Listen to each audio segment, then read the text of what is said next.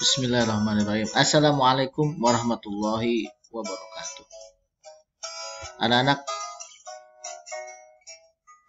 kelas 4 yang Bapak banggakan, alhamdulillah hari ini kita bertemu kembali materi pelajaran tematik yaitu Bahasa Indonesia dan IPS hari Kamis tanggal 24 September.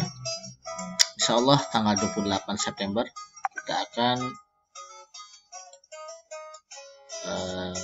PTS ya, penilaian harian, tetapi dilakukan secara bersama-sama ya, semua guru dari kelas 1 sampai kelas 6 kita akan melakukan penilaian harian secara bersama-sama ya.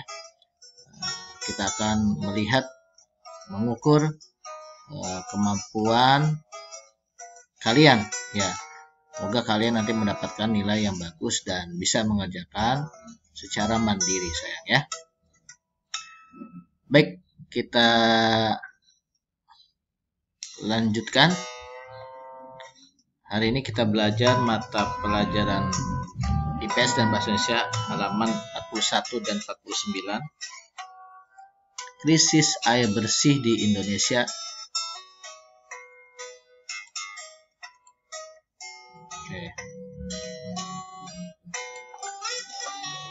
Kita akan membaca wacana yang ada di buku paket kalian halaman 49. Bismillahirrahmanirrahim. Krisis air bersih di Indonesia. Air bersih merupakan kebutuhan primer manusia. Betul ya, kebutuhan pokok primer. Itulah sebabnya Perserikatan Bangsa-Bangsa menetapkan tanggal 22 Maret sebagai Hari Air Sedunia dengan tujuan agar setiap orang di dunia menghargai pentingnya air, terutama ketersediaan air bersih. Kita catat nih, PBB atau UN bahasa Inggrisnya, United Nations, menetapkan 22 Maret sebagai Hari Air Bersih Sedunia. Agar apa? Agar manusia di dunia sadar bahwa air itu sangat penting, harus dijaga, jangan sampai tercemar oleh limbah industri maupun dari limbah industri pabrik maupun dari rumah tangga. Nah, yang menarik, ada dua lembaga di bawah PBB, ada dua lembaga. Ini yang UNICEF ini berkaitan dengan perkembangan anak-anak, WHO kesehatan. UNICEF dan WHO. UNICEF itu kepanjangan dari United Nations Children Fund. Kalau WHO, World Health Organization. Nah, kedua organisasi PBB namun beda fokus ya. Kalau UNICEF itu khusus untuk anak-anak, perkembangan anak-anak, sedangkan WHO untuk kesehatan. Menyatakan di tahun 2015 Indonesia itu termasuk dalam 10 negara yang sebagian penduduknya tidak memiliki akses air bersih. Bahkan sebagian. Kalau penduduk kita ada 200 juta, berarti 100 juta tidak memiliki akses mendapatkan air bersih. Anak-anakku sekalian, ini dia di dalam wacana ini dikatakan katanya ada masalah dua, tata kelola air, dan katanya ada pemilik industri atau perusahaan air minum yang cenderung lebih banyak menikmati fasilitas air bersih. Ini dua masalahnya. Kenapa itu terjadi? Karena tata kelola air kita belum bagus dan ada banyak pemilik industri, perusahaan air minum, pabrik-pabrik yang menikmati fasilitas air bersih, sedangkan warga masyarakat tidak. Itu menurut wacana yang ada di sini. Nah, saya baca tadi saya searching di Google, 2019 ini alhamdulillah hanya 80 juta alias 20% saja yang belum menikmati air bersih. Jadi alhamdulillah sudah meningkat jauh. Kemudian memang masalah di tata kelola air dan pabrik industri. Tetapi kita tidak bisa menyalahkan pabrik juga, karena pabrik ada hal positif ya. Misalkan dia menyumbang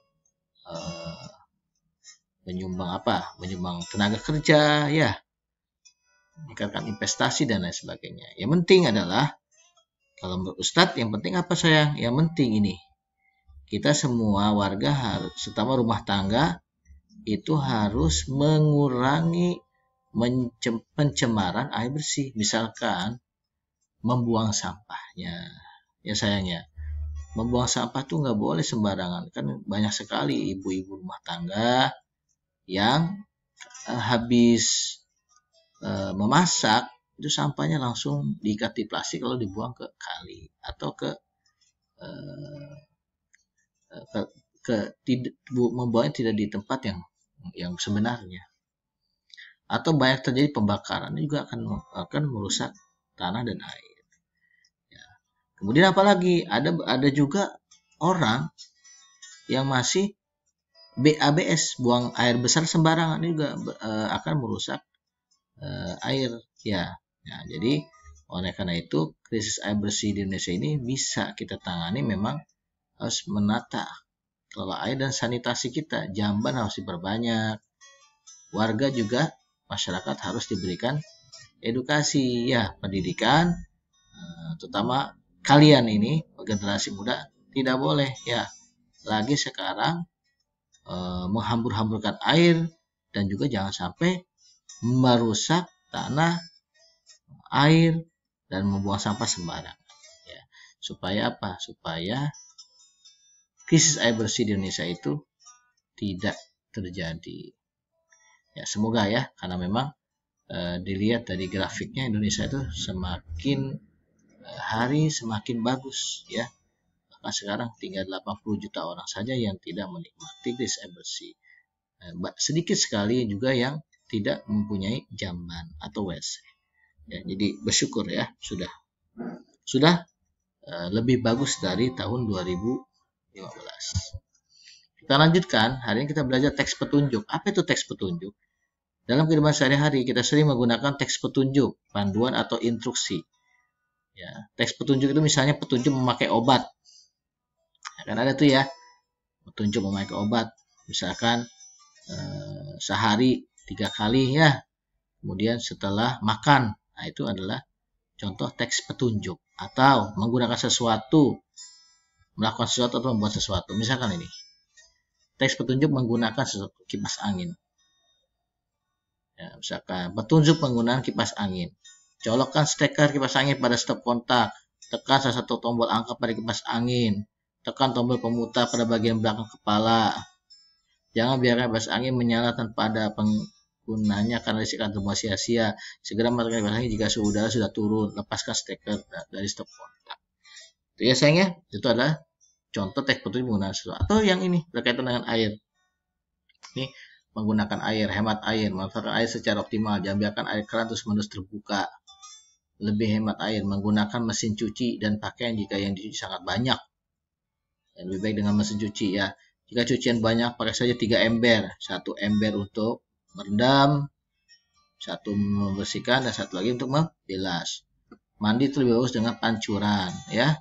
Gosok gigi, cuci muka tuh jangan sampai ini air keran di wastafelnya mengalir terus. Kalau nyuci mobil, ya betul ya, lebih bagus dengan lap dan ember. Itu salah satu petunjuk menggunakan air yang agar lebih hemat. Jadi anak-anakku sekalian, tuntaslah pelajaran hari ini tentang krisis air bersih dan petunjuk menggunakan, dan belajar tentang teks petunjuk. Nah, ini ada gambar nih. Kamu pernah ingat Ustaz Rara yang bagian Rara main di kamar mandi lama? Dan Ustaz bilang jangan bicara di kamar mandi. Ini gak mungkin ya. Adab di kamar mandi nggak boleh bicara ya.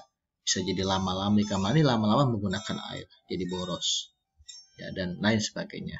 Jadi agama kita telah mengatur bagaimana supaya kita selalu terbiasa menghemat air, karena memang pemborosan adalah temannya setan. Nauzubillahi min dzalik. Demikian, semoga kita menjadi anak-anak baik, soleh dan soleha, karena baik itu mudah.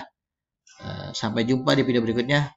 Tidak ada penugasan ya minggu-minggu ini karena kita fokus ke UTS. Assalamualaikum warahmatullahi wabarakatuh.